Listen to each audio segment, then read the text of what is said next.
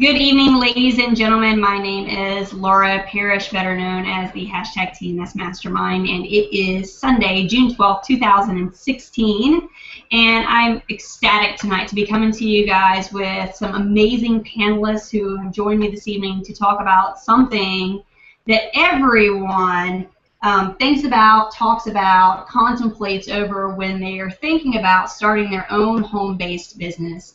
And we took a poll to see what everyone's biggest concerns were, because we really wanted to know people's biggest concerns, what their biggest blockages were when it comes to, well, I want to work from home, I want to have my own business, but I fear this, or I'm scared of that, or I'm worried about this, or concerned about that, so on and so forth. So we're here every Sunday night at 9 p.m. Eastern to, talk to you and educate you and share with you about working from home, owning your own business, so that we can put any fears and concerns that you have to rest. So if you have comments or questions, please feel free to put them over in the chat section. You'll see me looking this way because I have another laptop over here.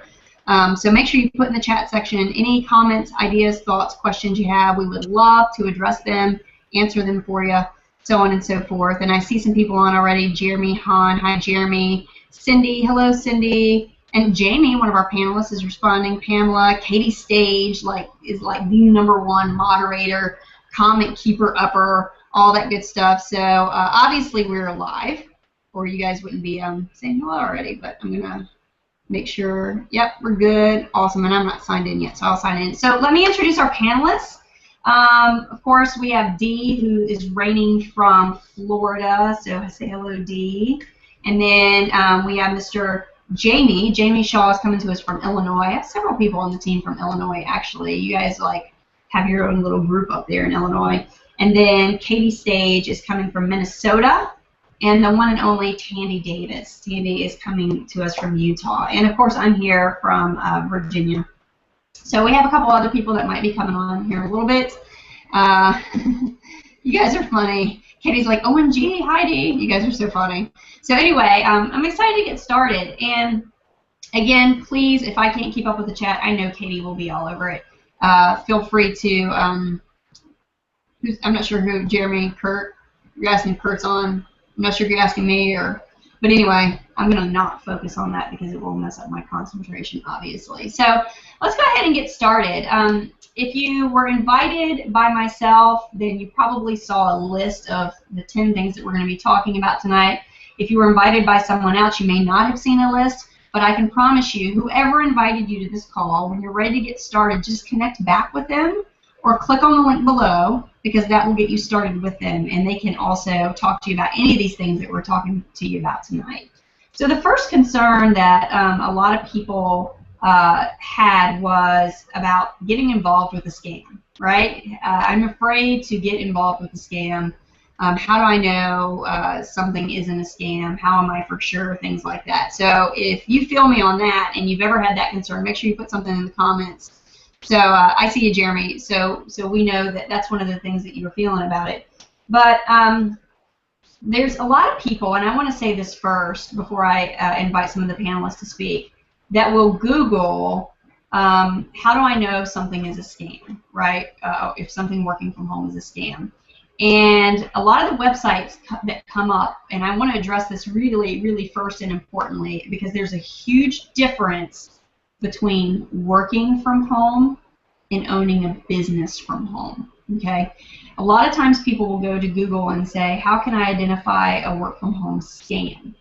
And a lot of the blogs or articles that come up about that say, number one, you should never ever have to pay to work, right?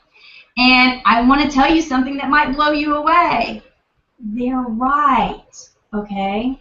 If you are looking to work from home as a job, you shouldn't have to pay, because when you go and you get a job in what some people call the real world, they don't ask for money up front, right? If you are looking to work from home with a job, then no, this is not something that you should have to pay up front to do. So I will tell you that those things are correct. However, if you are looking to own your own business from home, then yes, it does require you to pay, because I don't know anyone who can start a business for free, all right?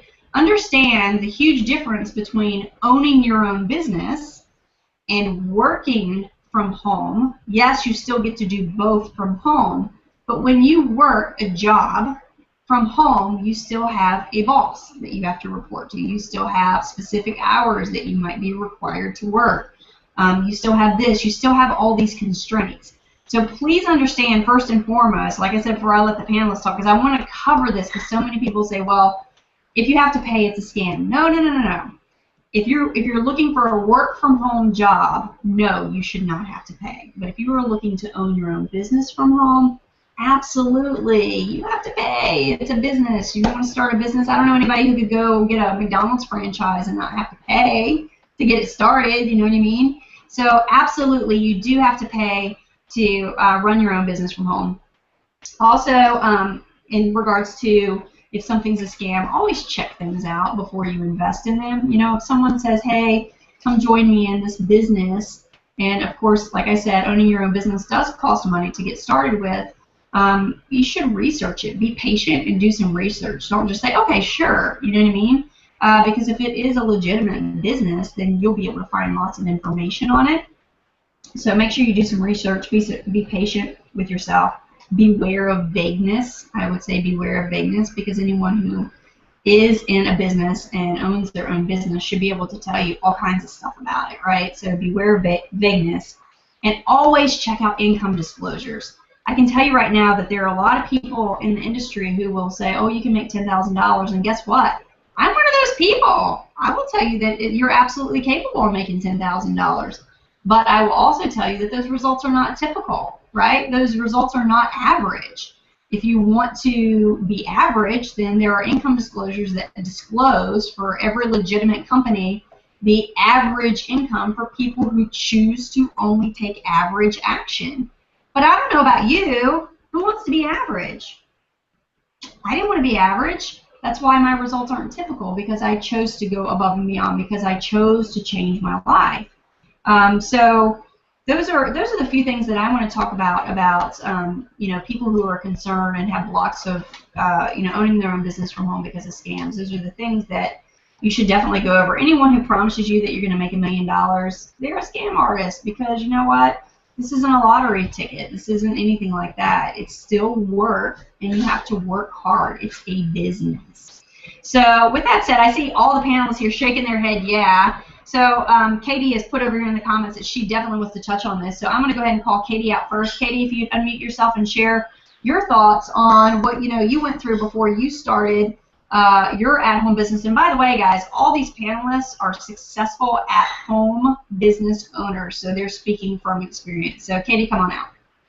Thanks, Laura. Thanks for having me here. Again, this is awesome. I love being here. Sorry for the quality of the camera. It looks like, in my end, I look like I have like really white skin, which I'm Irish, so yeah, I have white skin. So in my experience, when the very first time I saw an online business, it actually, for whatever reason, what I looked at, it made sense to me.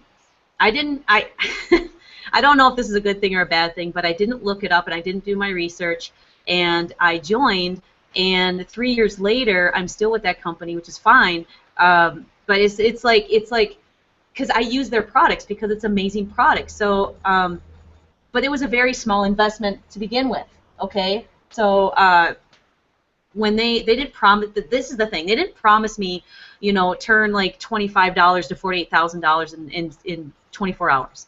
That was the difference, okay? Because there's a lot of, I've actually seen a post on a Facebook group where someone says, take your $20 and make $48,000 in like, I don't know if it was 21 days or whatever like that. It was just some ridiculous thing that it just can't happen with just 20 bucks, okay? So if you have something that says, you know, get these fake promises, then run away fast. But if they say, hey, if they throw out the, hey, results are not typical, there's going to be hard work, you know, you have to put your time and effort into it and some investment, then you know it's going to be legit, and then you get to see the product on the inside before you get to invest more, which is pretty good too. So that's what I wanted to talk about, because definitely do your research and don't do what I did. Not like I made a mistake, but do your research. Just make sure you have that gut feeling to say, yeah, this is like either legit or something that you need to run away from. So.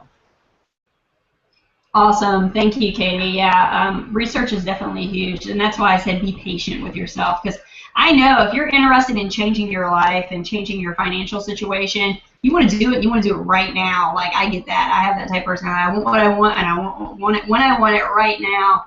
But obviously, this is your money, and this is a business you're looking to start to change your life. So you want to make sure you make a wise decision, and that takes patience and research. I appreciate that. Tandy, if you want to come on out, she'd like to say a few things on this topic. Yeah, I wanted to say a couple of things. I totally agree with what you said, Katie. And actually, I actually did not research the company that I started with, and I was actually okay with it. I chose not to because I'm kind of the person that there's negative out there about pretty much anything you do. There just is. That's just the way it is.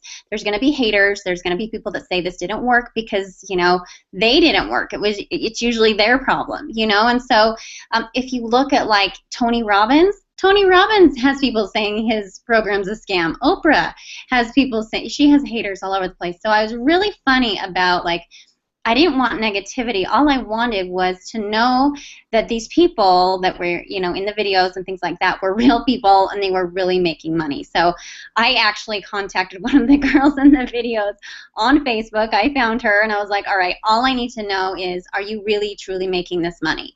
And she showed me a picture of her back office. She's like, yeah, I'm making money. And so I chose to go with trust, and I really trusted my sponsor who I signed up with.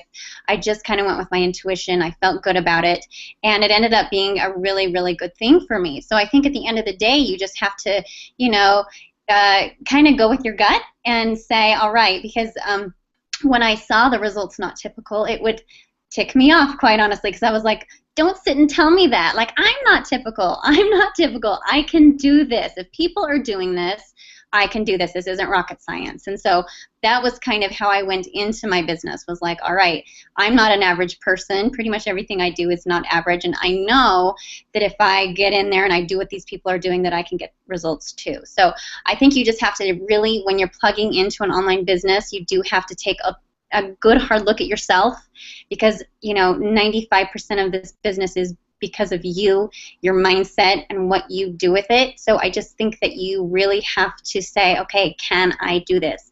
Am I going to do what it takes to be consistent? Am I going to drive people to my capture page? Because that's really your only job, with what we do, is to drive people to your capture page. So I just think it comes down to that. Believe in yourself, take a good hard look at you, and then jump in and get going. That's the way I look at it. So that's all I wanted to say.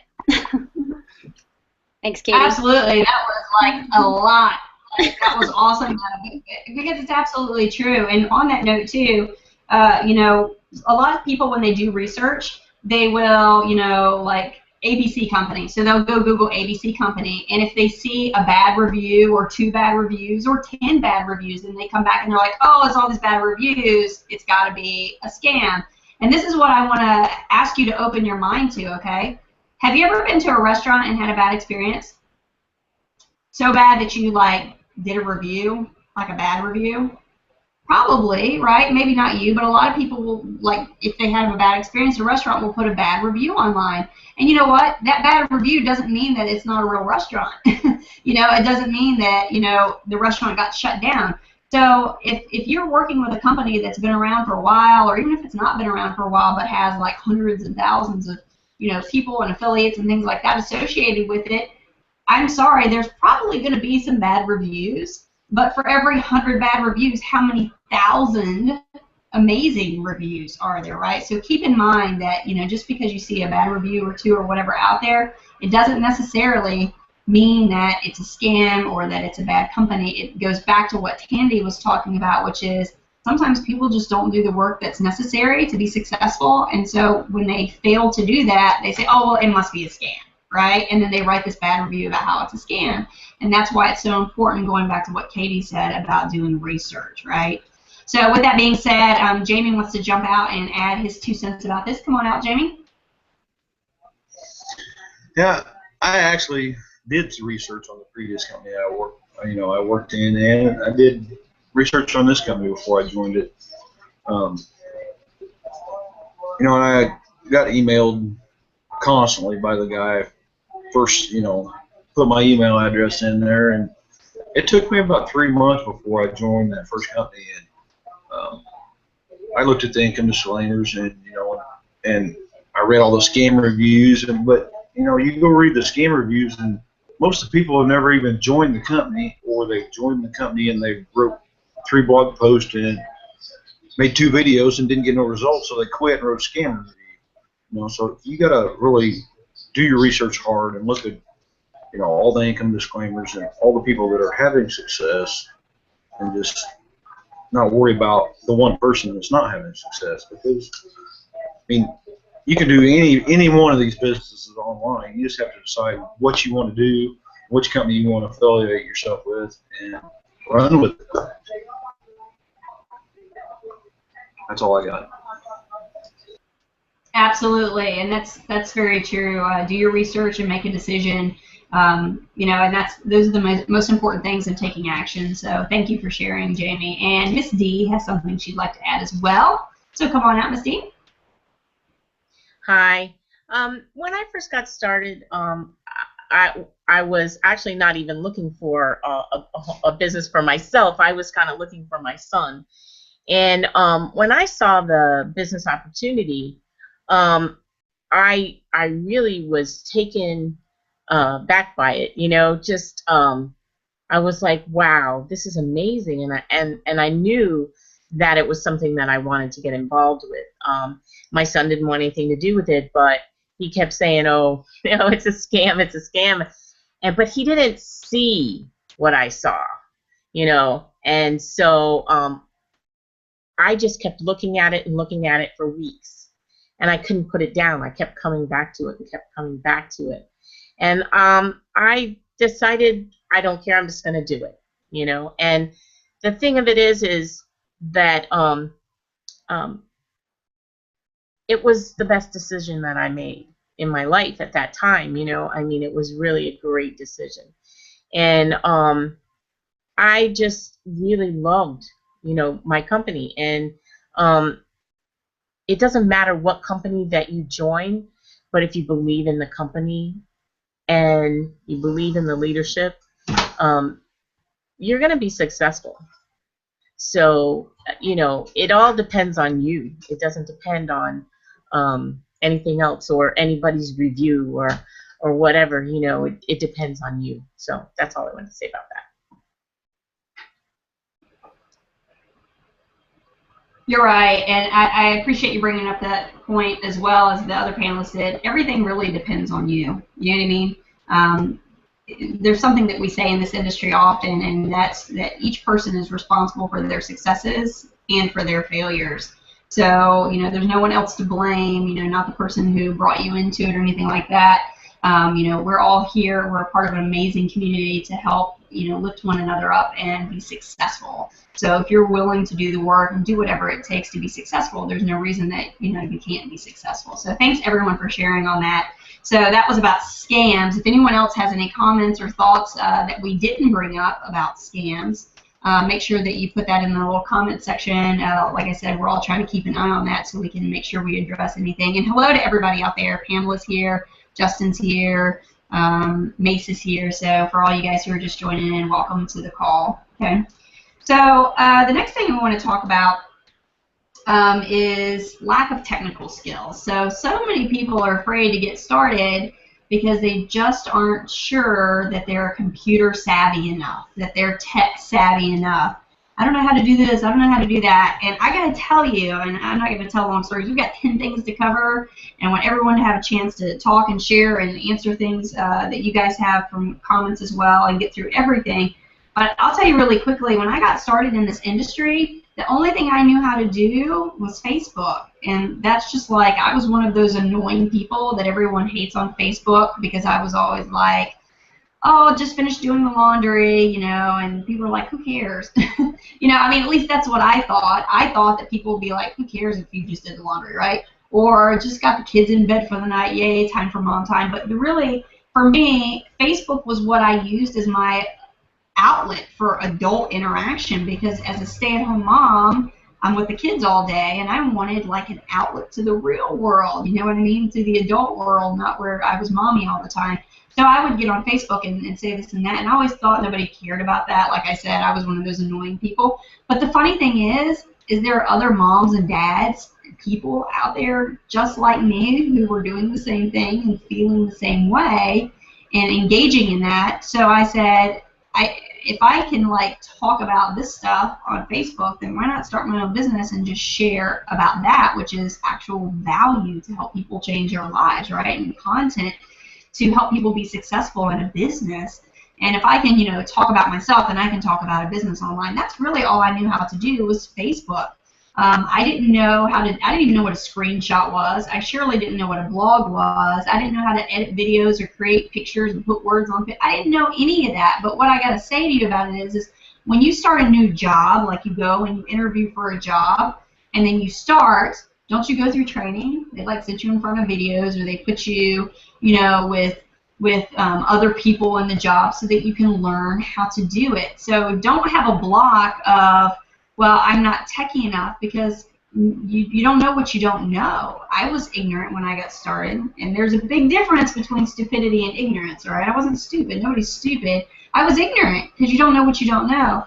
But the point is with what we do inside of My Lead System Pro and the tools that are available and the team, the community, and the culture that's available, like, it's easy, and I understand easy is a relative term. What's easy for me might be hard for you, but there's really no way to fail as long as you're willing to do the work inside of the community that we have, because we do trainings every Thursday, plus we have video trainings and the files tab of our Facebook group, and all this stuff that gives you the training that you need. If you need to know how to do something, you just say, hey, I need to know how to do something, and like somebody will reach out and show you how. It's really that simple. So the block of not being technically inclined isn't really a valid one, all right? So I'm going to bring out Miss Tandy first and talk, so she can talk about her non-techie self. Miss Tandy, come on out.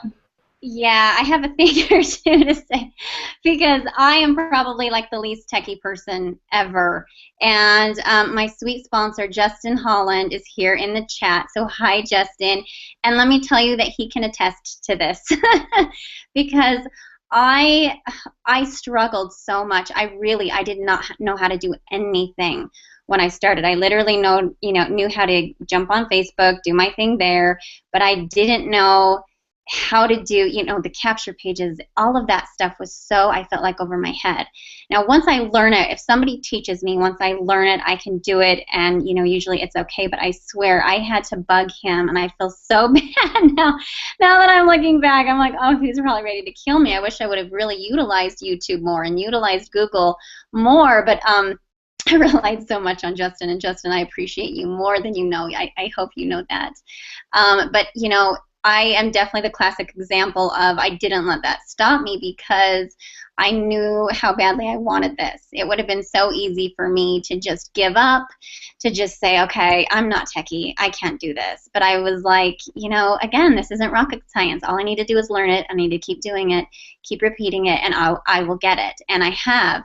And now, the tables have turned, and I'm teaching my team how to do it, and reassuring, a lot of women that come in and say, I don't know how to do anything. I'm like, well, you're at the right place, because trust me, I can, definitely relate to that. So, yeah, if those techie things are, scaring you or making you feel like, I don't know, trust me, there's so many of us that have persevered, that have just made it happen. Do not let that stop you. Focus on your vision, focus on, what you want, and you'll just make it happen. So that's what I wanted to say. Absolutely, and I see Justin out there saying, yep, Tandy's a good one to talk about this, right? Yeah, I mean, it's just, you don't know what you don't know, and when you get started, all we know, really, and it seems like Tandy and I are in the same boat on this, all I knew, and like I said, it seems like she's the same way, is that something had to change. Something needed to change in my life. Something had to be different, and by golly, I didn't care who, what, when, where, why, or how. I was going to do whatever it took to change my life because I was tired, right? I was tired of barely getting bills paid and scraping by. I was tired of not being able to provide for my family the way that I was able to provide before I had kids, you know, making a lot of money and stuff like that. I was tired of that missing piece of myself, you know, that you kind of put on the back burner when you have kids. Like, I wanted my independence and my successful side back a little bit too, right? So I was willing, sounds like Tandy was too, to do whatever it takes, regardless of how untechy we were. We knew we would work our way through it. And the cool thing is like I said, you have a community of people to help you figure things out as well. So I'm going to bring out Miss Katie Stage next to share her thoughts on the non-techie side of getting started working from home and your own business.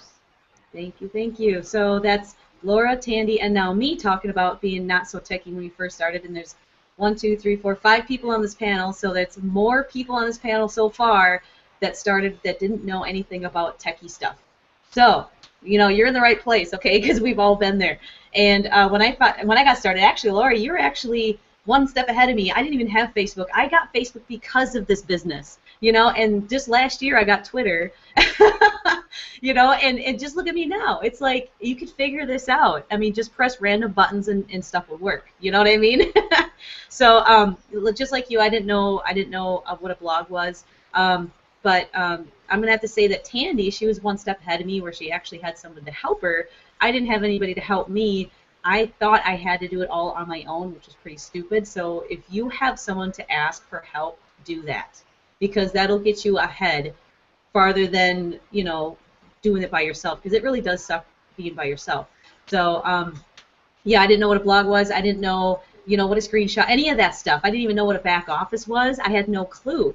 And it's like, anybody can actually learn this stuff if you take the time and just do it, because just like Laura said, when you go to a job, you're going to get trained in on how to do it. So just learn how to do it. And exactly what Tandy says, definitely use Google and YouTube. They are your best friends. Okay, so definitely ask them. That's back to you in the studio. In the studio from Virginia. Yeah, so to add to that, and here's the thing, and you know, this isn't like being stereotypical or anything. This is facts from what I found. I don't know if the other panelists can agree with this before I bring Jamie out, but from what I've seen, it seems like the older people, right, out there are the ones who are like, oh, I just don't know how to do this. I'm not technically inclined, because, you know, my children are 5 and 8, and they're being raised in a generation where, you know, you've got, you know, tablets in kindergarten. My kid's got a tablet in kindergarten, right?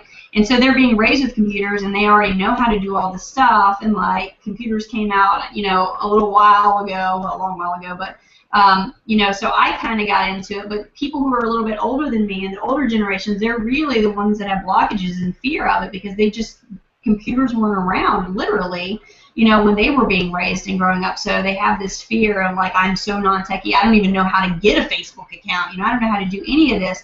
And I'm here to say, I understand, I feel you, and that doesn't mean that you can't do this, right? That doesn't mean that you cannot be successful, because, like Katie said, you know, when you have a community of people to ask, all you got to do is ask. She didn't have someone to help her. I didn't have someone to help me either. I just figured things out, right? And so we get the learning curve, we understand, and we're still saying you are capable and you can do it. All you have to do is ask, right? All you have to do is ask. So Jamie, come on out and share your thoughts. Well, I'm actually the technically sophisticated one. I went to school for my career path for computer-aided drafting. And then I went on and got a bachelor's degree in technical project management, and I picked up IT and web design in my project management. So, so I've been around. The technical part was never a problem for me. I mean, because I built websites, you know, I built blogs, you know, I repair computers. I run a computer repair business on the side.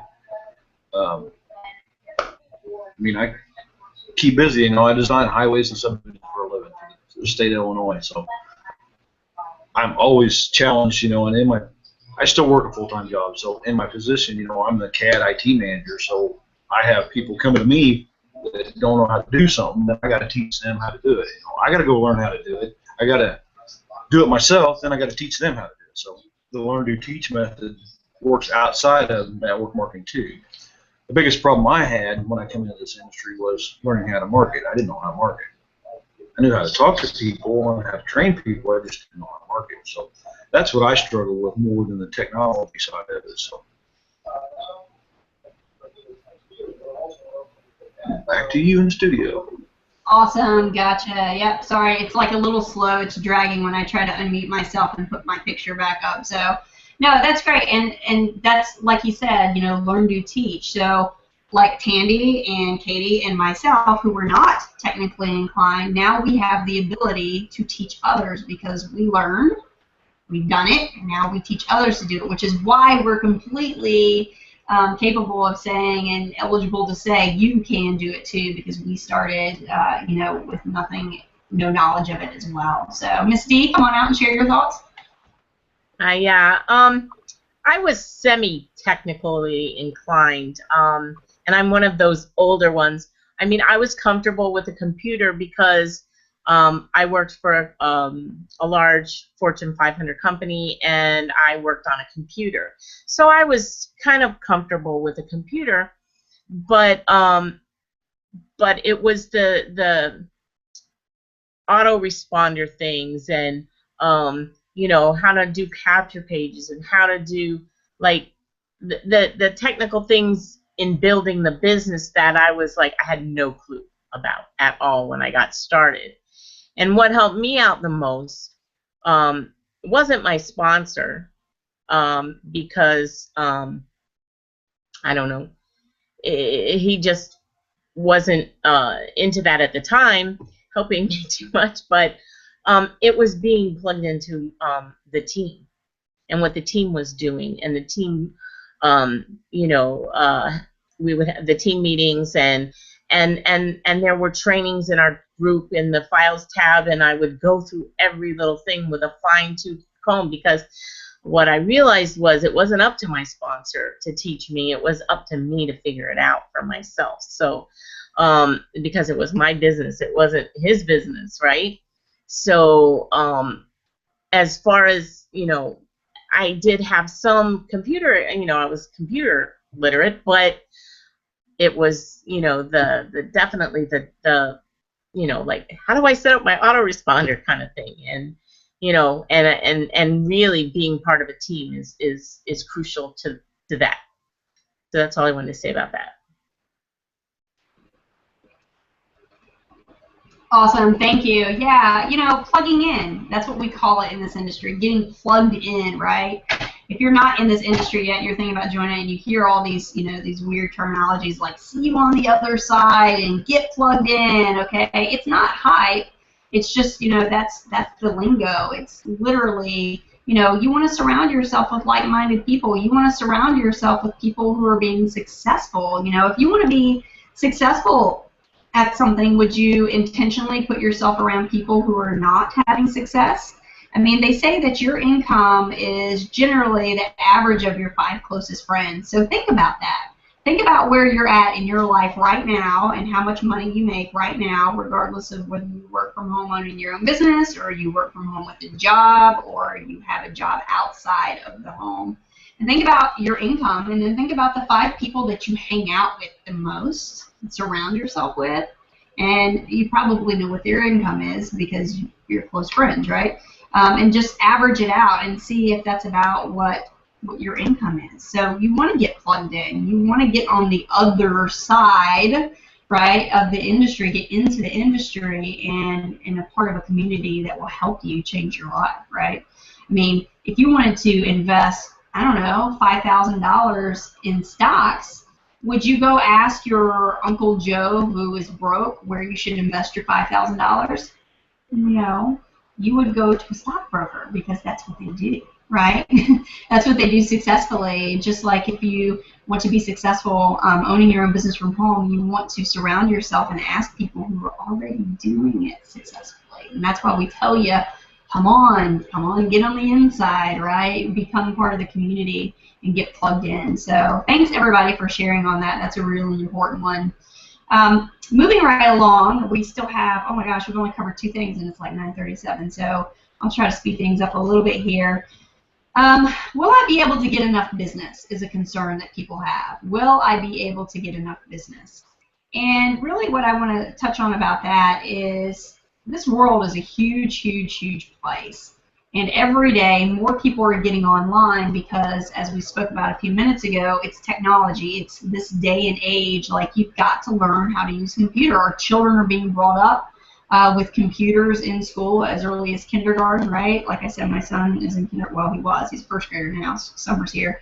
But there are always people who want to own their own business, and you might be one of those. But you've had these blocks and these concerns, so you've been fearful to make the decision and make the jump and actually take action and do it. And here's the big thing, you know, most people in the working outside of the home world hate Mondays. Like, they hate Sundays because they know, and they're dreading Monday because they don't want to go to work. And hey, if you're one of those people who loves your job and you're passionate about your job, we're not bashing it. We're not telling you that you should quit and work, you know, from home owning your own business. We're here to educate and tell people that they should do whatever they're passionate about. And if you're passionate about your job, then that's amazing, and that's what you should do. But the majority of people, dare I say, hate Sunday nights because they got to go to bed and they're dreading a new work week. Whereas with what we do for a living, we love Mondays because to us, our mindset, and hopefully I'm speaking for the rest of the panel when I say this, is that Monday is a brand new week and a fresh start to help people, right? To help people and show them that there is a different way, that there is a different journey that you can take in life to change your financial situation and live the way that you really want to live. So worrying about getting enough business, or if there's not going to be enough people, there are tons, but so many people are so scared, right? They're fearful. They're afraid of these things that we're talking about right now, tonight. And what I have to say about that is everything that you want in life is on the other side of fear. Seriously, everything that you want is on the other side of fear. So I see a couple of panelists here shaking their heads. If someone wants to jump out, I think Miss Katie wants to hop out and say something about fear of not being able to get enough business. I do have to say that there's enough to go around in this business, and to feel that you are the only, or that you know that everybody's doing the business, so you know there's not enough people to offer this to, is actually, it's not true, because just a third of the world's population is in this business, you know, in network marketing or home-based business or whatever you want to call it. So there's plenty of people out there that don't even know about this, right? So like just 3 years ago, I had no clue about this, right? So when Laura started, she didn't know anything about this, and I'm sure Tandy too, right? I mean, a lot of these people, I mean, even Dee, I think that's an interesting story. She was looking for a job for her son, and she found it, you know? I mean, it's just really, really cool. So what sets you apart from everybody else is telling your story. And I know we're going to touch on that in a little bit, but it's telling your story in a way where somebody's going to resonate with you. Because this is how I used to think. I'm like, well, the whole learn, do, teach thing, I'm like, okay, everybody knows how to, you know, set up your Facebook account. Like, why would I want to teach that? Well, I'm going to tell it in a way where someone's going to resonate with me, or I'm going to tell it in a way where I'm going to say it in a different way, where they're going to say, oh, that's an aha moment finally, because that has happened to me, where I've heard a story over and over again, but it was told in a different way, and it finally clicked. And that's why, you know, you just want to hear these things over and over again. But to have you be in front of that person that needs to hear it in a different way, that's where you got to be. So that, you know, just be out there, go do that learn, do, and teach what Jamie was talking about, and get out there. That's, okay, back to you in the studio. Awesome, and I couldn't agree more. Yeah, I mean, and I say this often, most all of us leaders in this industry, all these people on the panel, we're all saying the same thing all the time. It's just each of us say it a little bit differently, right? And we're in hopes that you'll hear it from one of us in a way that you're like, oh, and the light bulb goes off, right? And it clicks. So, you know, it's like every Sunday. We're here every Sunday, right? We do this because we want to do this. No one's paying us to do this, right? We're here to provide value and content. And essentially every week we're saying the same things. We're just talking about different topics.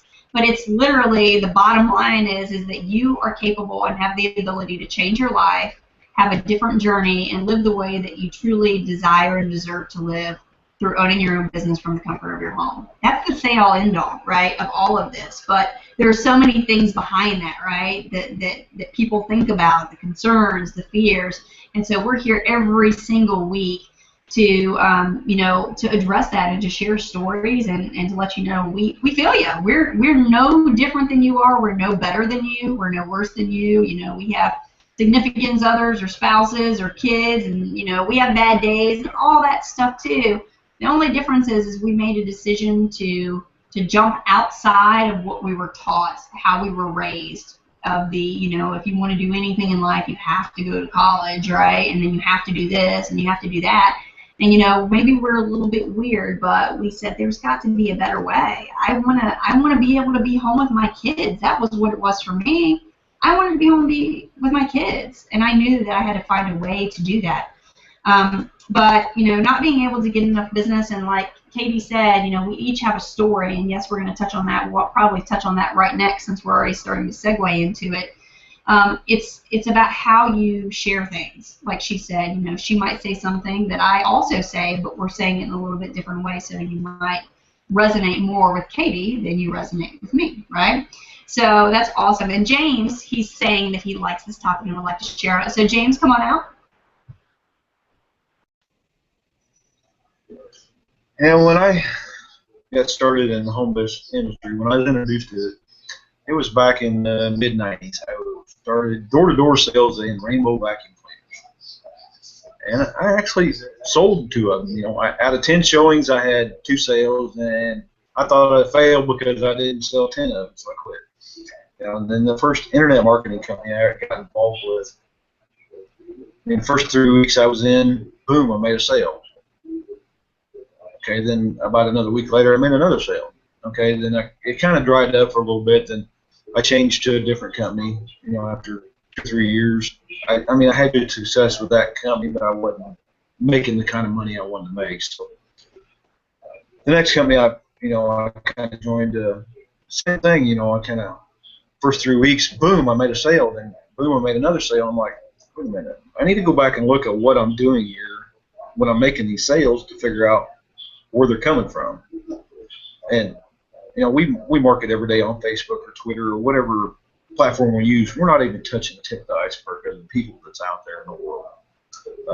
While I've been on this hangout, I had a girl message me asking me all about my business and everything. Well, I thought she was a lead. Actually, she was trying to sell me a solo ad, so I told her to buzz off. So, but I mean, there's everybody out there. I mean, not everybody has a computer, but everybody has a cell phone, and you can contact anybody on a cell phone via Instagram or Twitter or anything, and there's big audiences out there, and people are looking for your story to get into what you have.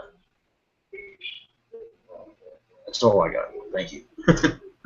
Nope, you're welcome. That's right, and it's so true. And I'm glad you brought up about the cell phone too, because a lot of people will say, "Well, I don't have a computer, or I don't have internet access, or I don't have this, or I don't have that." You know, quite often you can find me working from my cell phone because, you know, if I wanted to be stuck behind a desk all day, I could go get a job for that, right? So I do a lot of my work from my cell phone when I'm out running around, you know, hanging out with the kids, doing whatever.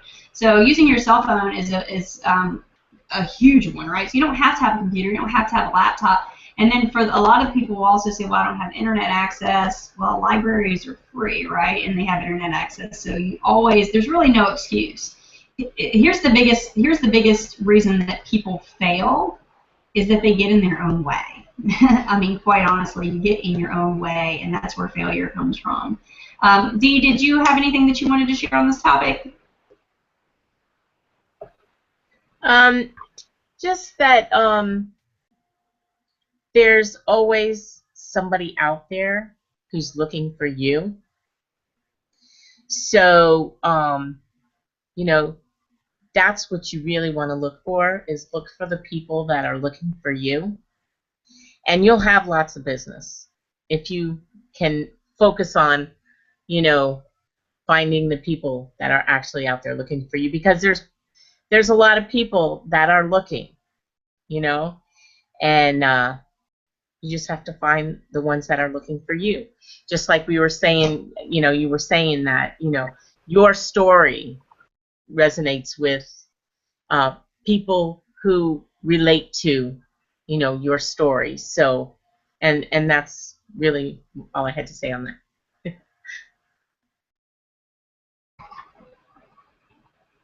Absolutely. And again, it goes back to story, which is exactly what we're going to segue into right now. James actually put this on the poll that I put out, that a lot of people have a problem, like they don't get how to tell their story. Like, how do I tell my story? What do I say? And this also kind of feeds in. So I'm kind of going to do 3 in 1 here. Like, we're going to do 3 in 1 because it's already 9:48. People are fearful about getting leads and converting sales. Okay. How am I going to get leads? How am I going to convert those leads into sales? And how do I tell my story? Guess what? All of that rolls into one big thing, okay? Because here's what you've got to understand. Are you technically, theoretically trying to sell someone something? Yes, because you're providing a product, value, or service, and in turn you're getting paid. So that would technically be called selling something, right? But when you stop thinking about, oh my gosh, I'm not a salesperson, I don't know how to sell anything, and you start just speaking from your heart, right, and talking like you would talk to your next door neighbor, you know what I mean, or, you know, a friend or whatever, then that's when you start having success. That's when you're going to start getting leads. And when you get leads that you can build rapport with and begin to trust you, that's when they convert into sales, okay? This isn't about meeting people online and just putting a bunch of links out and saying, hey, come join my biz op. Hey, come work from home, owning your own business like I do, and you're going to change your life and make $1 million and all this stuff, right? That's not how we talk to people. You know, people want to work from home and have their own home business opportunity and things like that, but they don't know. They have the fears and blocks. You might be one of them that we're talking about. But it's like, how do you tell your story? Well, I can tell you right now, you just be honest. You just talk. I mean, when I got started, you know, I didn't, here's the thing you got to be fearful of, is the people who, like, are talking about whatever on Facebook or Instagram or whatever their platform of choice is that you also have the platform of choice for and you see other people communicating on. And they're talking about how someone made them mad or negative stuff, or, you know, about they're doing laundry or they just put their kids to bed like I used to do, right? And then the next day, 24 hours later, they're talking about how, oh my gosh, I just made $5,000. Okay, that's who you want to be fearful of, right?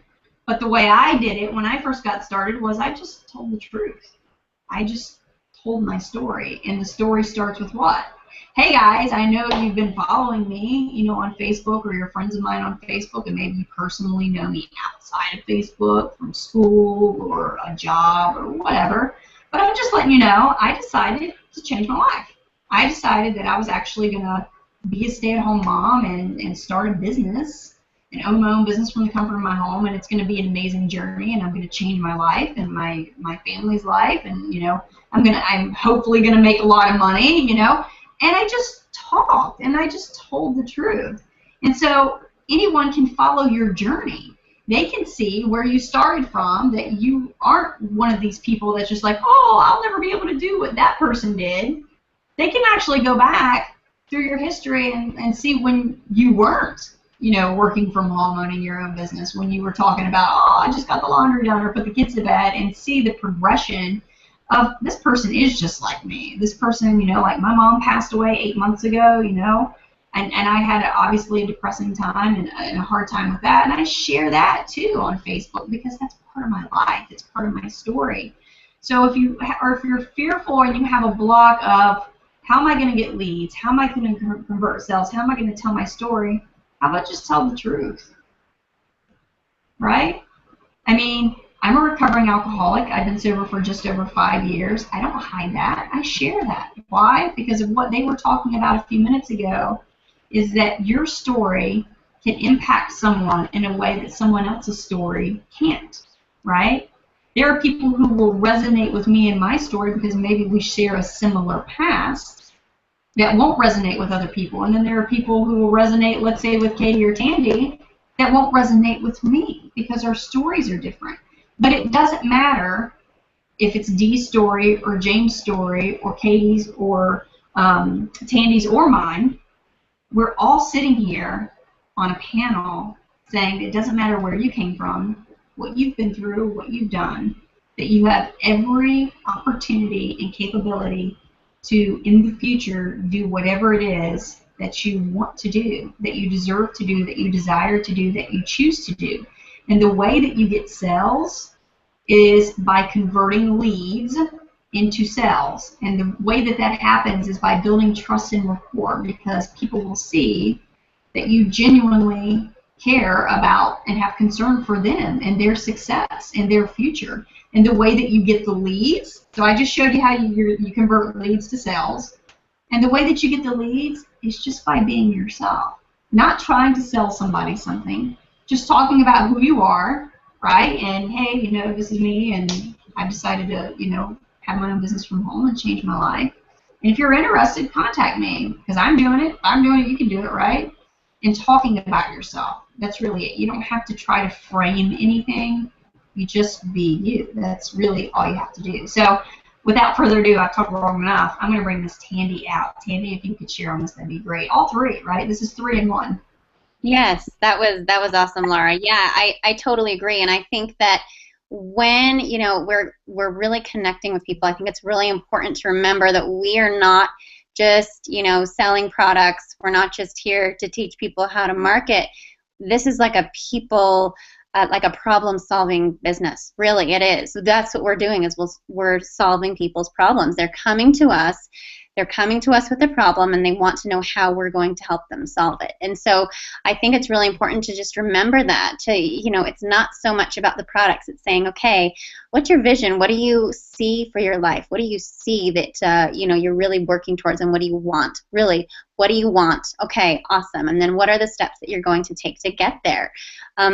I just think sometimes it's easy to get caught up in, okay, you need this and this and this, but it's like to really get in touch with them and let them know that they can help you. That's the number one reason people are coming to you, is, you know, so that they think that you can help them solve their problems. So really get in touch with them, like Laura said, build rapport, build that relationship with them so that they can connect with you, so that they, you know, like and trust you, and then it just opens up this beautiful communication of, all right, let's do this, let's solve your problems. This is where I'm going.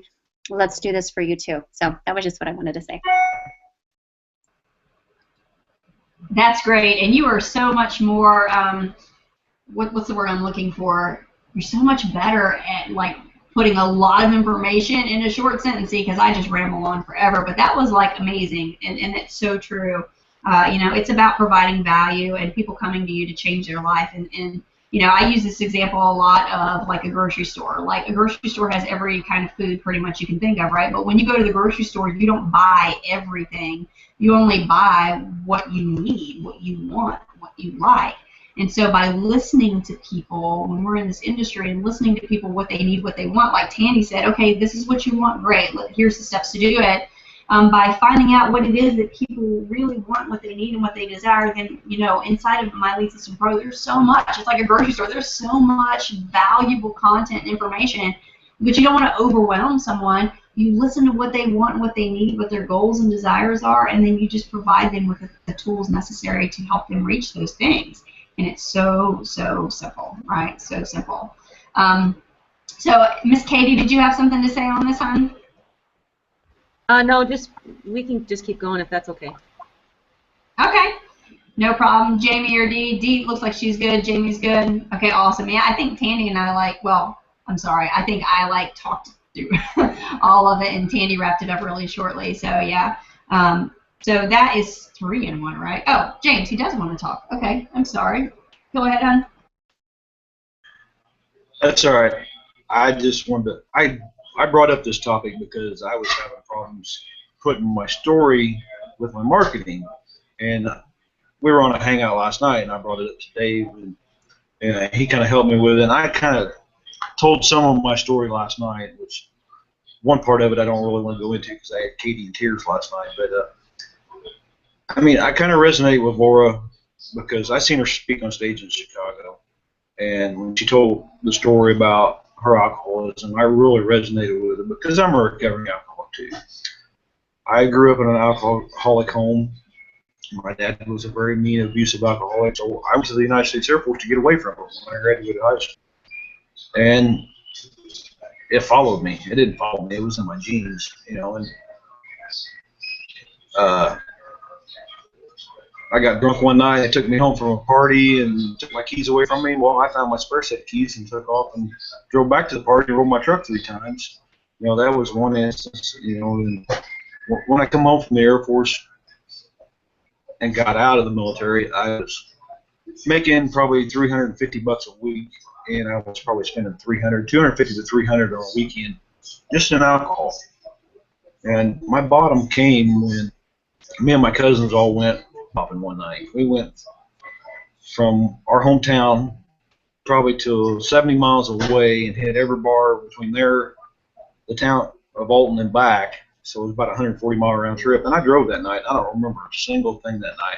I can't tell you how many people I could have killed because I was so drunk out of my mind. And that was my bottom. I asked my dad for help at that time because he was in AA, and I went to AA and I quit drinking. And you know, and the next part of the story I can't go into because I don't want to see Katie crying again. So. But you know, I didn't know how to put my stories together. You know, listening to War Story and listening to Dave and Katie last night, you know, really helped me kind of start to put my story together. I did a video today. I was out in the pool. I'm like, I'll just do a video and talk about my alcoholism a little bit. So I did a video and posted on Facebook. You know, so this hanging out with these people and the mentorship kind of helps me put my story with my marketing so I can help somebody out there. And even if I just help one person put down that drink and quit drinking, that makes all the difference in the world to me. Absolutely. Yeah, thanks for sharing that. I mean, and this is one of the big things that, you know, I share. I mean, obviously for me and for you, you know, we have a similar history, so it's alcoholism, but it doesn't matter if it's, you know, something bad, you know, like a bad habit, or, you know, whatever the case may be, whatever someone's blockage is that they feel like, well, I can't do this because of X, Y, Z, and then you fill in the blank, right? Like I said, for me, for you, it was alcoholism or whatever. But here's the thing. You need to understand, because a lot of people in life will, you know, put you down and say, oh, you can't do that. Go get a real job, right? You know, everybody's heard that before and things like that. But this is what you've got to understand. People follow you for where you're going, not for where you've been. Okay, and I did say that on the stage in Chicago. I said, I never believed that I would ever have anything to say out of this mouth that anybody would ever want to hear. I mean, who am I? You know what I mean? I'm just, you know, an ex-drunk, right? But the thing is, it doesn't matter where I was at in my past. It doesn't matter, you know, what I've done or anything like that. What matters is who I am today and how I'm choosing to help affect and impact and change people's lives and change their journey by first showing that I did it, right? And saying, if I can do it, you can do that. And I know a lot of people, I used to hate hearing that, oh, if I can do it, you can do it, right? I'm like, yeah, right, you don't get it. Well, guess what? I do get it now. You know what I mean? I do get it because it's so true. It doesn't matter what you've done. Don't allow your past to hold you back from your future, right? Like I said earlier, the only thing that's standing in your way is you, right? That's before you get into the industry. That's while you're in the industry. And even if you decide to leave the industry, before, middle, and end, the only thing that holds you back is you, right? Is you. So thanks for sharing that, Jamie. Appreciate it. Yeah, he said your past does not equal your future, and that is so, so true. It's all your choice. So a few more that we're going to touch on here. It's 10 o'clock, but we'll get these knocked out. Getting involved in a pyramid scheme. People are afraid of getting involved in a pyramid scheme, And the funny thing is when someone says that to me, I ask them, oh, okay, what's a pyramid scheme? And it's like crickets. And they're like, you know, that thing where everybody at the top gets paid. And I'm like, oh, you mean a job? You know, no, seriously. And I say that because if you have a corporate job or whatever, the top of the company, like, is the CEO, right? Founder, CEO, and then there's like the president, and then there's like, you know, the executive managers, and then there's like, you know, vice presidents, and then regionals, and then districts, and then just like store managers, and then like assistant managers, and then there's employees. Like, isn't that looks like a big triangle, right? Isn't that the way a job is when you have a job? Like you're here, and then like there's a ladder that you go up to graduate to the next step or whatever. So that looks like the pyramid scheme to me. But really, I mean, I know I'm kind of being funny, but seriously, think about it. But then I always, and I have this definition because I tell people, like, people say, oh, it's a pyramid scheme. And I'm like, you don't even know what that is. Like, go to Google and type in what is a pyramid scheme. Dictionary.com will come up. Pyramid scheme is a form of investment in which each paying participant recruits 2 more people with the returns to the earlier participants, right, at the beginning, using money from the later ones. And it's pretty simple to identify that. And the reason I say it's pretty simple to identify that is because in a pyramid scheme, there is no value delivered. There is no product delivered, right? There's nothing. It's just an exchange of money. It could also be called like a Ponzi scheme, right? So beware of that. If you are being approached by someone who is trying to get you to pay money, but there is no value, there is no product, right? What we do is digital education. We absolutely have value in products and training and stuff like that. So that would be what I have to say about that. Does anyone on the panel want to touch about pyramid schemes? Touch on that? I see someone chuckling. I'm not sure if they want to touch on it or not. If you want to touch on it, you're welcome to unmute yourself and go ahead. Otherwise, I will continue on. I agree. I mean, your job's a corporate. It was a pyramid scheme. You know, like I said, I still work in corporate America. My boss bills me out. See, I make $31 an hour. She bills me out at almost $96 to $100 an hour. So she's making almost $70 an hour off of me, and I'm the one doing all the work, not her. She's sitting back talking on the phone all day. So, you know, and another Ponzi scheme is our government. You know, our president's at the top, and you have senators in the House all the way down, and everything trickles down to we the people. You know, and we suffer the consequences. Like in Illinois, we have a budget crisis. You know, today all over the news is the shooting in Orlando, you know, and the media puts all that up. I think the media is, you know, kind of a pyramid scheme too, because they press all the stuff out in the media that shouldn't be pressed out in the media, and it makes the people unrest. You know, we worry about all this crap going on, and we shouldn't be worried about all this crap that's going on.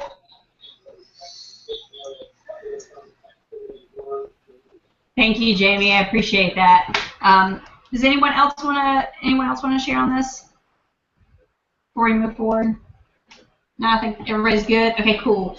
So yeah, and I haven't watched TV in a long time because TV, I found what you put into your brain is what you get out of your brain, and you know, there's a lot of negativity, and there's so much negativity in this world. I don't want to add to that, right? So I try to put positivity into my head so that I can spill out positivity out there. So I appreciate you sharing, Jamie.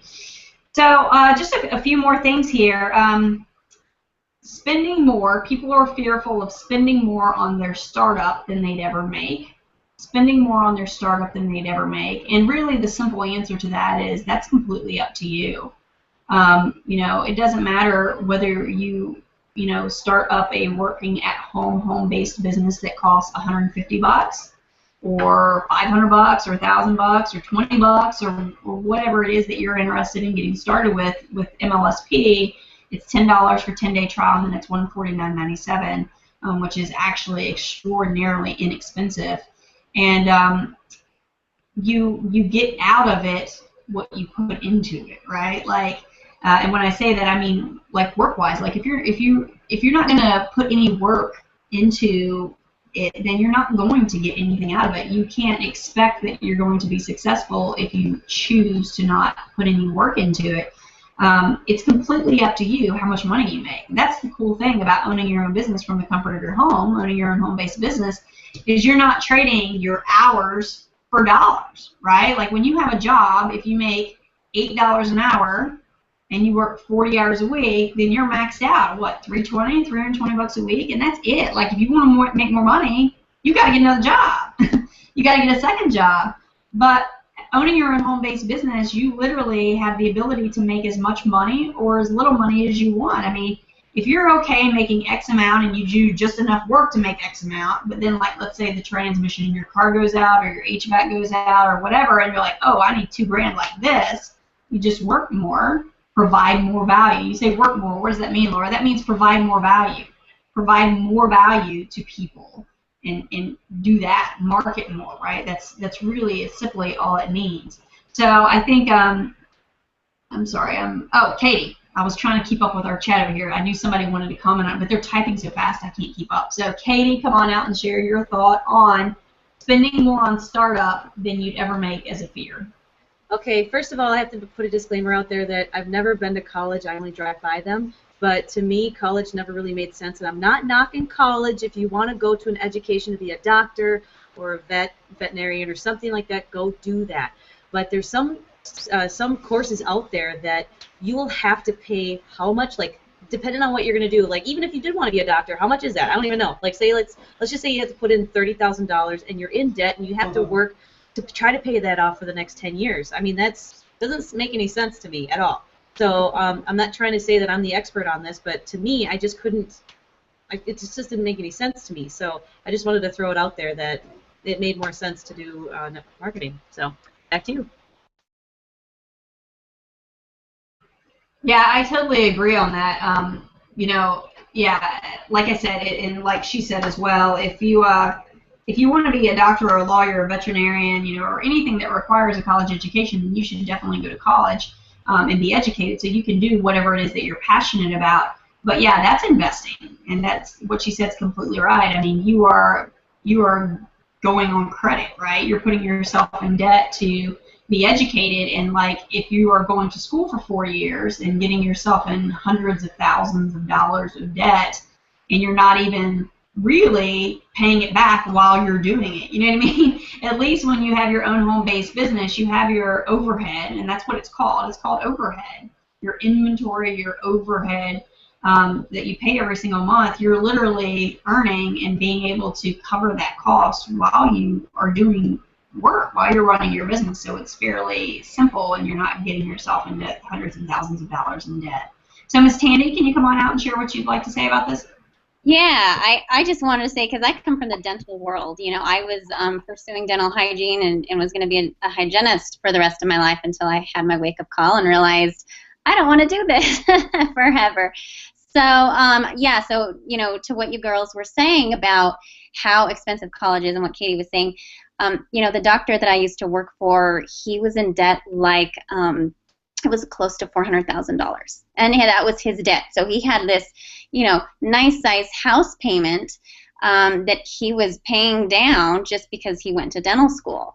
And the thing is he wasn't going to have that paid off for, you know, honestly, till he was dead. I remember talking to him about that, and he's like, I won't have that paid off until I'm, you know, done basically practicing. And so I think you have to look at affiliate marketing for what it is, and it's such a beautiful thing. And in fact, I came across an endodontist the other day on YouTube. She was an endodontist practicing, but she was kind of like, oh, I want to do something more. I want to do something around my passion. She started a YouTube channel with her workouts, and guess what's making more money? Her YouTube channel is making her more money than she was making as a dentist. So hello, like it goes to show how powerful social media is, and it also goes to show what an amazing thing it is when you can build a business around your passions, and that's what affiliate marketing is. You can get in here with MLSP. You can, you know, base your business upon your passions, and then you just get to use attraction marketing to draw people to you that, you know, like the same things as you. So it's really just this beautiful business model, and I think that's what I love about affiliate marketing, because you can get into it so cheap. If you were to, you know, have a storefront restaurant, or, you know, I always wanted to open a Cold Stone Creamery, and I looked into that, and it was, goodness gracious, upwards of $1,000 or $100,000 just to get that franchise. I mean, it just, for me, it's a no-brainer. Affiliate marketing is just the way to go, because it's such a low monthly cost, and then you have the opportunity to make thousands of dollars a month if you work it. So that's all I wanted to say about that. I love it, you know, and I finally, the word came to my head that I was trying to think of. I know Katie's about to bust out laughing. Tandy is so articulate. She can fit a huge amount of information in like just a few sentences and just summarize things just so crystal clear. So I love that. Yeah, and it's true. It's so true. Everything that she said is true. I mean, you have the opportunity, you know, $150 a month, and you have the opportunity to make thousands and thousands of dollars. I mean, come on, it's pretty simple, right? And like I said, you're not alone. I mean, it's all about being plugged into a community and a culture and having a great compensation plan. It just doesn't get any better. I've been in this industry for just over 4 years now, so I love it. She is articulate, yes, Katie. So thank you for sharing. I appreciate that. So the last two things is that people have concerns about starting their own home-based business is having enough startup money when you have very little money to start with or to begin with, right? Like how can you even come up with the startup money when you're already broke, basically, is what people you know, are concerned about. And I get it, right? Because if you already have more month than paycheck, it's frustrating. Like the money's already spent before the paycheck comes in, and it's like, what do you do? What do you do? What do you do? And here are the few things that I have to say about it. And if anyone on the team here on the panel wants to comment on this, just put in the chat. Let me know while I'm talking. But there are several things. First of all, if you have kids, which I do, you know that you sacrifice anything to give your kids what they want, right? Like if their birthday's coming up or whatever, you find a way to make it happen. You find a way to get that one gift that they want or to give them that one thing that they want. And if that means sacrificing something else, then what do? You sacrifice it because you have made that one thing for your child a priority, okay? Well, your life and your finances are no different. Why is your life and your future any less important than, you know, something that you prioritize for your kid? So there are tons of things that you can do. There are people who, you know, their clothes don't fit anymore, you know, instead of giving them away, why don't you try to put them on a Facebook group and sell them, right? Or have a yard sale at your house. If there's a TV you don't use anymore, or fitness equipment you bought forever ago that you don't use anymore, if your garage is full of stuff that you don't use anymore, put a price tag on it and sell it. You can come up, I tell my team this all the time, anyone can make $1,000 in a week. How? Because I can guarantee you that you own 10 things in your house somewhere that are worth $100 each. You know that? There are 10 things in everyone's house that's probably worth $100 each that you could make $1,000 like that, right? I mean, that's not guaranteed or anything like that, but I've come to find that in my experience over the last 4 years of working one-on-one and talking to people about what is it that you have. You know, what are the things that you have available that aren't a priority for you, that aren't so important that, like, you would die if you didn't have them, right? And then let's think about the things like, you know, going out to eat every other day, or getting fast food every other day, or buying cigarettes, or buying alcohol, or things like that. If something's important enough to you, you will find a way to make it happen. So that's my thoughts on having enough startup money when you have very little money from the beginning, right? Put some aside. And with MLSP, you can get started for $10 for 10 days. So you can see everything before you're paying your monthly fee. So is everybody good, or does anyone else want to share on this? I'll say one thing real quick, Laura, if that's okay. I was just going to say that when you are sacrificing, you know, sometimes it's hard to sacrifice, but I think if you look at it as this is a temporary solution for a more permanent goal, that's just all you have to look at it. This is only temporary. It's not going to last forever, and I'm going to be here, you know, in 6 months to a year, rather than just spinning my wheels doing the same thing that I've done for the past, you know, 5-10 years. So I think just looking at it that way, going, okay, this is only temporary. It's only temporary. It's not going to last forever, you know, when you're making those sacrifices. So that's all I wanted to say. Absolutely, and once again, there I am. I said absolutely, and once again, so true and so articulate. I mean, it's just sacrifices that you're making now. And there's a saying in this industry about that too. Entrepreneurs are willing to do things now that other people aren't willing to do now, so that in the future we can live in a way that other people won't ever be able to live, because we're willing to make sacrifices now. We're willing to do the hard work now. Okay, so that's huge. And then last but not least, how about being a single income family and not being able to make ends meet? You know, because that was one of the concerns on the poll that I took is what if you're a single parent, you know, a single mom or a single dad, and, you know, raising your kids and not being able to make ends meet by, you know, the venture, the risk, the fear of giving it a try. And here's the thing, first of all, there is no giving it a try. You know, this is not something that you stick your toe in the water like when you go to the pool and you're like, well, I'll just give it a test. I'll just test it out. You're either in or you're out. Like, you're either all in or you're all out. You're either going to do it or you're not going to do it. There is no half-assing it, right? There is no sitting on the fence. The fence hurts. Get off of it. I think Katie is the one who said that, and I've stolen that from her now. The fence hurts. Get off of it.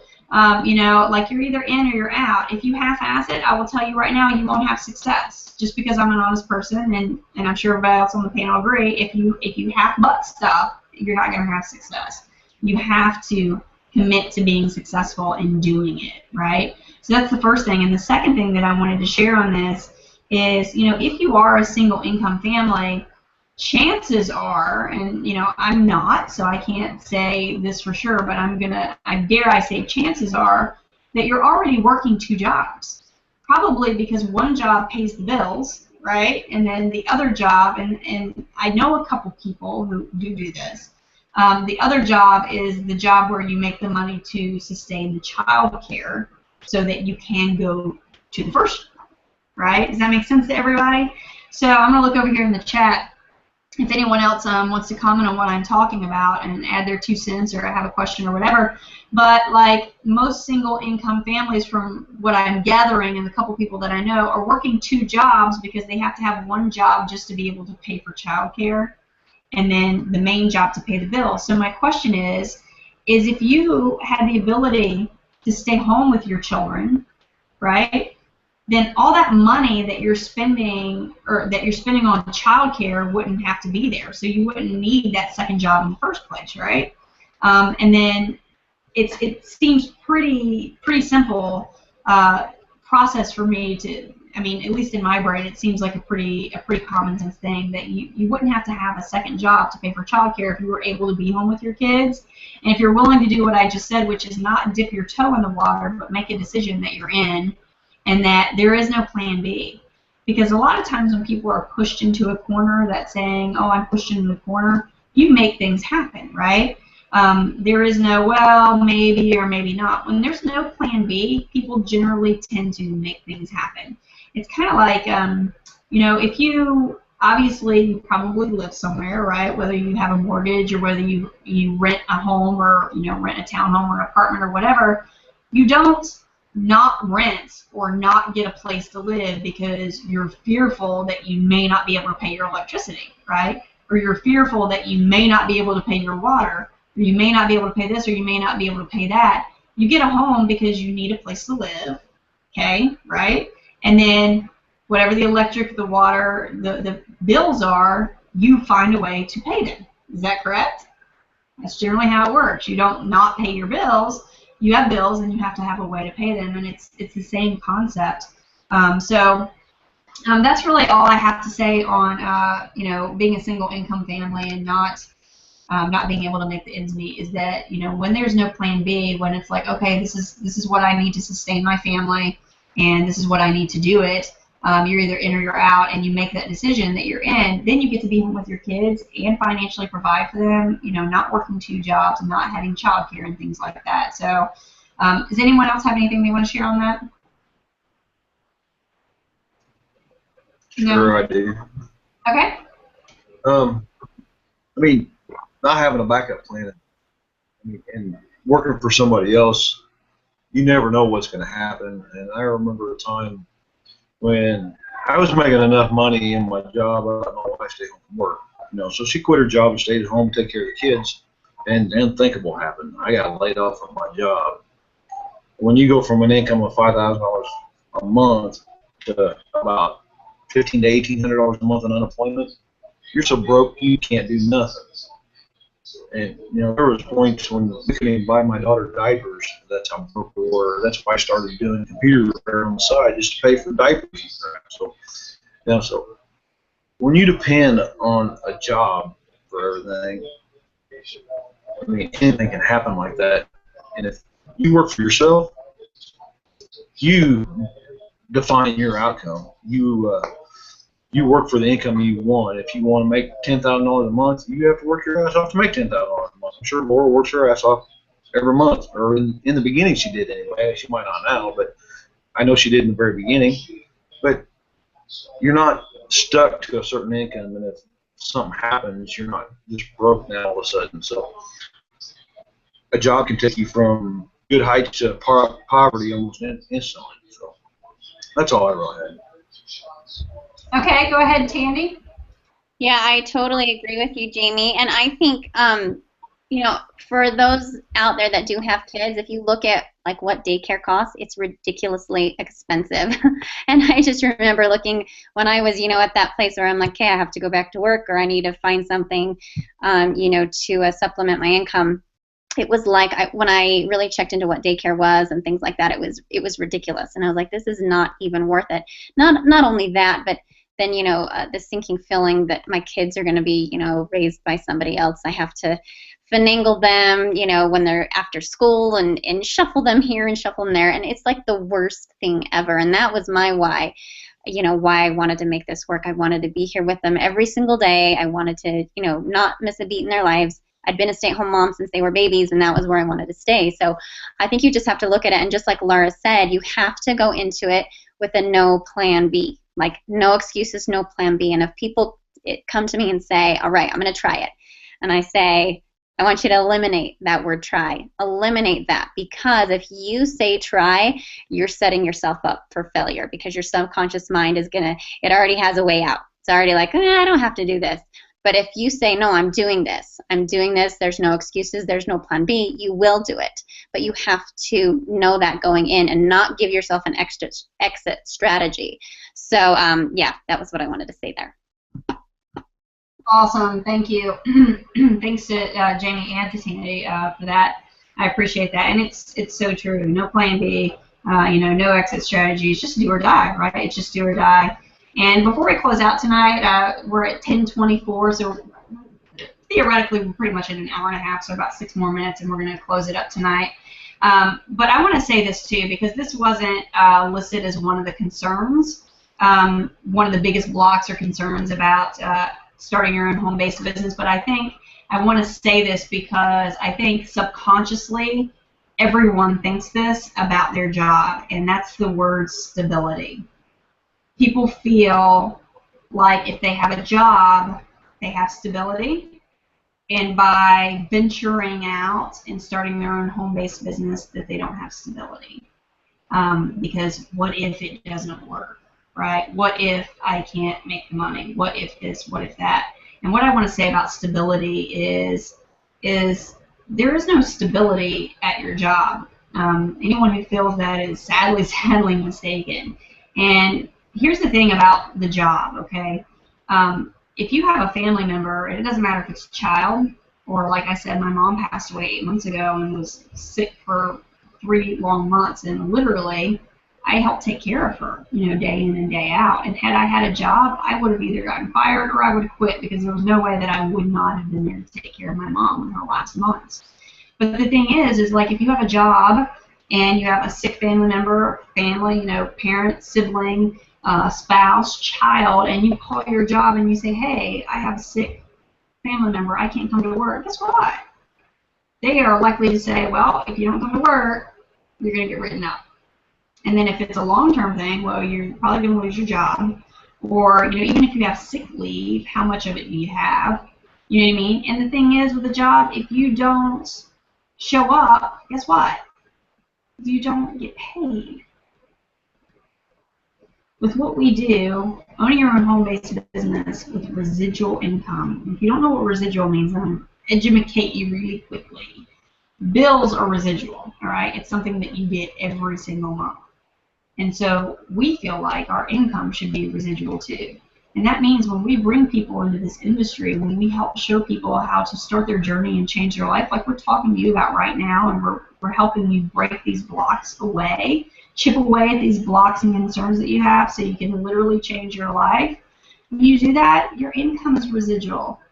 I mean, thank goodness for this business, because had it not been for this business, had it not been for residual income, those 3 months that I was helping take care of my mother before she passed, I wouldn't have made any money. I wouldn't have been able to support my family. But because I have my own business that provides residual income, I was able to spend the time that I needed to spend to take care of my mom, and I still had money coming every single month, right? That is more stability than any job, and that's just the truth. That's just the truth. So don't allow fear of stability to hold you back, because trust me, jobs are not stable. You don't show up, you don't get paid.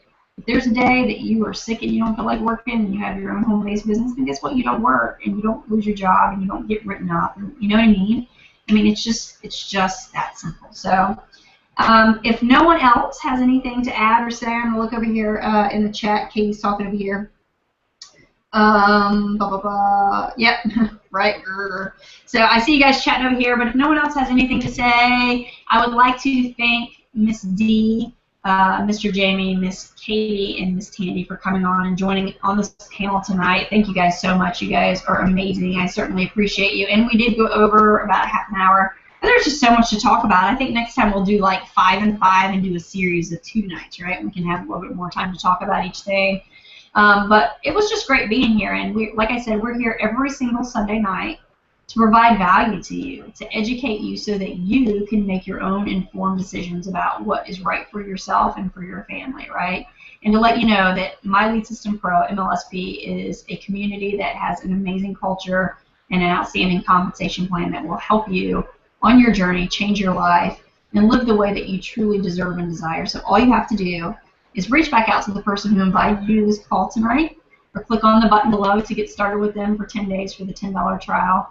If you have any questions, reach out to them. Like I said, they're happy to get you started. And we really, really appreciate you being here and sharing your Sunday evening with us. And we look forward to seeing you next Sunday night at 9 o'clock p.m., same bat time, same bat place, where we'll be speaking to you guys for another hour about something that will help you in your journey to change your life forever. So have a fantastic night, and we will see you next Sunday.